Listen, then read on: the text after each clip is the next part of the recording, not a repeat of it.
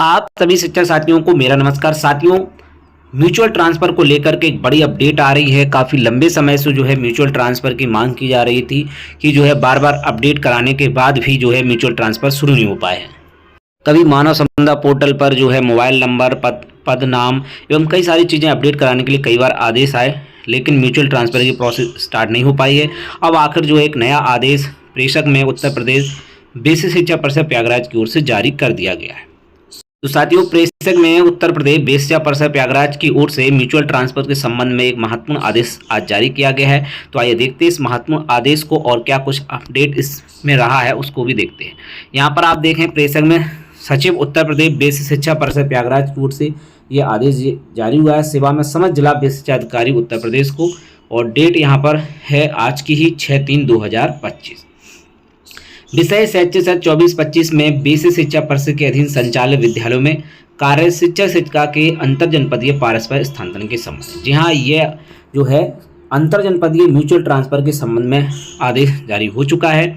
यहाँ पर आप देखें तो बताया गया कि 6 जनवरी 25 का संदर्भ ग्रहण करने का कष्ट करें, जिसके द्वारा शैक्षिक सत्र 24-25 में बेसिक शिक्षा परिषद के अधीन संचालित विद्यालयों में कार्य शिक्षक शिक्षिका के अंतर जनपदीय पारस्परिक स्थानांतरण संबंध में नीति निर्गत की गई है।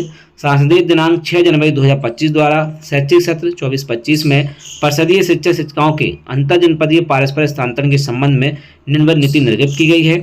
तो जो नीति निर्गत की गई है उसको आप पहले देखें। बताया गया है कि इसमें निम्नलिखित समिति रहेगी। जो समिति रहेगी, मुख्य विकास अधिकारी यानी कि जो कि इसके अध्यक्ष रहेंगे, प्राचार्य डाइट के वो सदस्य रहेंगे, वित्त लेखा अधिकारी बेसिक शिक्षा के सदस्य, वहीं बीएसए सर जो है इसके सदस्य सचिव रहेंगे। दूसरा, अंतर जनपदीय पारस्परिक स्थानांतरण के लिए जनपद में कार्यरत नियमित शिक्षक एवं शिक्षिका अहर होंगे। नियमित शिक्षक अंतर जनपदीय पारस्परिक स्थानांतरण की सेवावधि की बाध्यता नहीं होगी। तो सेवावधि कोई भी बाध्यता नहीं है, कोई भी जो है अंतर जनपदीय म्यूचुअल ट्रांसफर के लिए आवेदन कर सकता है अगर उसको जोड़ा मिल जाता है पेयर। वहीं तीसरा बिंदु है अंतर जनपदीय पारस्परिक स्थानांतरण ग्रामीण सेवा संवर्ग से ग्रामीण सेवा संवर्ग एवं नगर सेवा संवर्ग से नगर सेवा संवर्ग में किए जाएंगे। ठीक है, तो ये तीसरा बिंदु इंपोर्टेंट था, इसको आप समझ लें। चौथा बिंदु है अंतर जनपदीय पारस्परिक स्थानांतरण के लिए प्राथमिक, उच्च प्राथमिक एवं सम्मिलित विद्यालयों में निम्न श्रेणियां अनुमन्य होंगी। जो अनुमन्य श्रेणी है उनको देखिए किसका किसके साथ जो है म्यूचुअल ट्रांसफर हो सकता है। तो पहला है सहायक अध्यापक प्राथमिक विद्यालय का सहायक अध्यापक प्राइमरी यानी प्राइमरी टीचर का प्राइमरी के टीचर के साथ। दूसरा, प्राइमरी के हेड यानी प्रधान अध्यापक अगर प्राइमरी का हेड है तो प्रधान अध्यापक प्राथमिक विद्यालय का उसके साथ आसानी से जो है म्यूचुअल ट्रांसफर हो जाएगा। वहीं सहायक अध्यापक अगर उच्च प्राथमिक विद्यालय है तो सहायक अध्यापक उच्च प्राथमिक विद्यालय में विषय समान होने पर। इसके बाद प्रधान अध्यापक प्राथमिक विद्यालय का सहायक अध्यापक उच्च प्राथमिक विद्यालय से तथा सहायक अध्यापक उच्च प्राथमिक विद्यालय का प्रधान अध्यापक प्राथमिक विद्यालय से विषय समान होने की स्थिति में म्यूचुअल ट्रांसफर हो सकता है।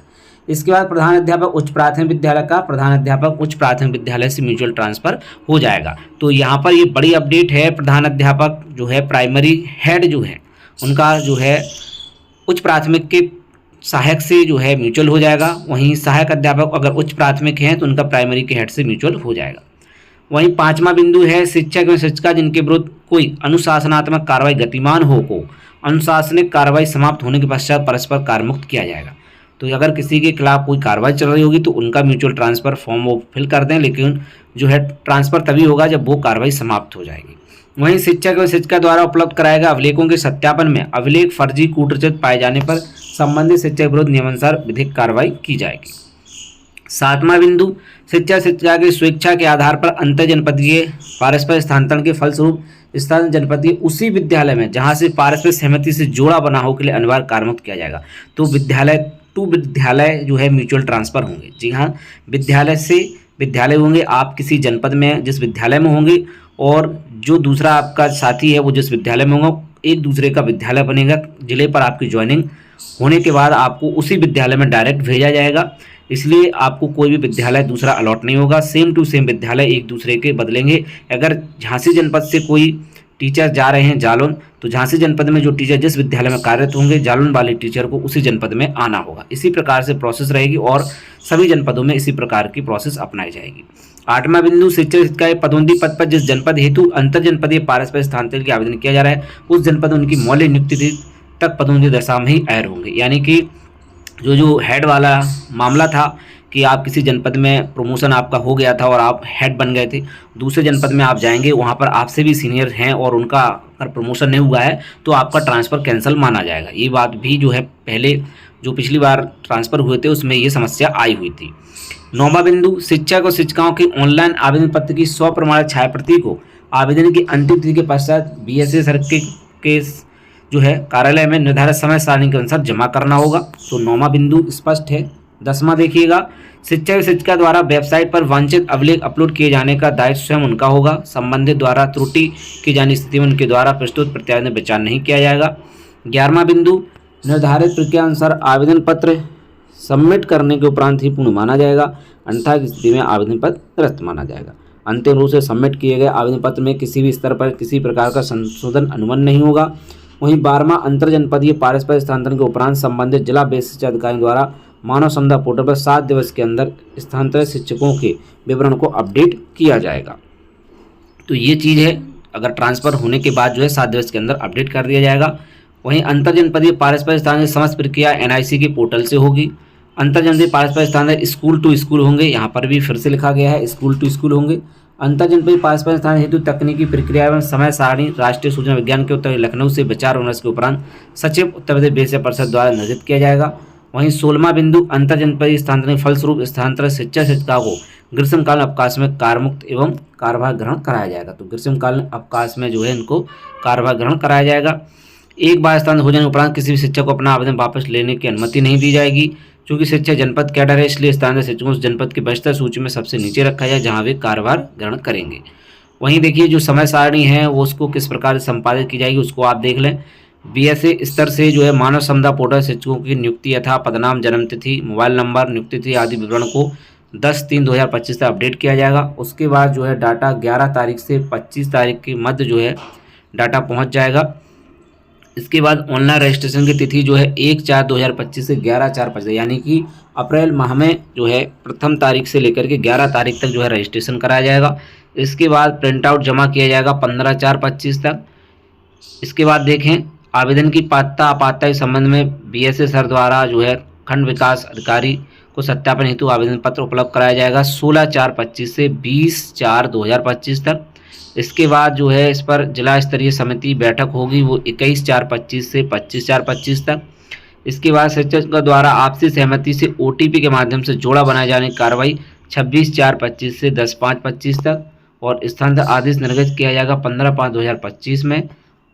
और इसके बाद जो है कार्यमुक्ति और कार्यभार ग्रहण होगा ग्रीष्मकालीन अवकाश में। इस सत्यापन हेतु शिक्षकों द्वारा उपलब्ध कराए अभिलेखों की फर्जी कूटनीति पाए जाने पर संबंधित शिक्षक के विरुद्ध नियमानुसार विधिक कार्रवाई की जाएगी। अंतर जनपदीय पारस्परिक स्थानांतरण उपरांत संबंधित जिला बेसिक शिक्षा अधिकारी द्वारा कार्यमुक्त करने के संबंध में पृथक से आदेश निर्गत किए जाएंगे। प्रेरणा पोर्टल, मानव संपदा पोर्टल पर 7 दिवस के अंदर स्थानीय शिक्षकों के विवरण को अपडेट किया जाएगा। कृपया उपरोक्त के अनुसार कार्रवाई करने का कष्ट करें। संलग्न उक्तवत भगवदीय सुरेंद्र कुमार तिवारी, सचिव उत्तर प्रदेश बेसिक शिक्षा परिषद प्रयागराज की ओर से लेटेस्ट आदेश जारी कर दिया गया है और ये बड़ी अपडेट है। तो जो है स्थानांतरण की समय सारणी को आखिर जारी कर दिया गया जो कि काफ़ी लंबे समय से लंबित थी और अब जो है यह प्रक्रिया अब शुरू होने जा रही है। 1 अप्रैल से रजिस्ट्रेशन भी शुरू हो जाएगी। इसकी समय सारणी को आप एक बार फिर से देख लें, देख सकते हैं आप जो है 10 तारीख तक जो है अपडेट अभी मोबाइल अपडेट चल रहा है और जो पदनाम जन्मतिथि है उसको अपडेट आप सभी करा लें। 11 से 25 के बीच जो है डाटा पहुंच जाएगा। इसके बाद 1/4/2025 से 11/4/25 तक जो है रजिस्ट्रेशन होगा। 15 तक बीएसए ऑफिस में जमा होगा। इसके बाद 16 से 20 के बीच जो है खंड शिक्षा अधिकारी सत्यापन करेंगे। इसके बाद 21 से 25 तक जिला स्तरीय समिति इसको देखेगी और फिर ओटीपी के माध्यम से 26/4/25 से 10/5/25 तक आपको पेयर बनाना होगा और 15/5/25 तक जो है स्थानांतरण आदेश जारी कर दिया जाएगा और जो है कार्यमुक्ति और कार्यभार ग्रहण ग्रीष्मकालीन अवकाश में होगा। तो अंतर जनपदीय म्यूचुअल ट्रांसफर में बड़ी अपडेट निकल करके आई है। इसकी समय सारणी जारी हो चुकी है। तो अंतर जनपदीय म्यूचुअल ट्रांसफर और म्यूचुअल ट्रांसफर रिलेटेड महत्वपूर्ण अपडेट के लिए आप जुड़े रहे हमारे यूट्यूब चैनल शिक्षा विभाग पर। तो अब मिलते हैं किसी नेक्स्ट वीडियो में। जय हिंद।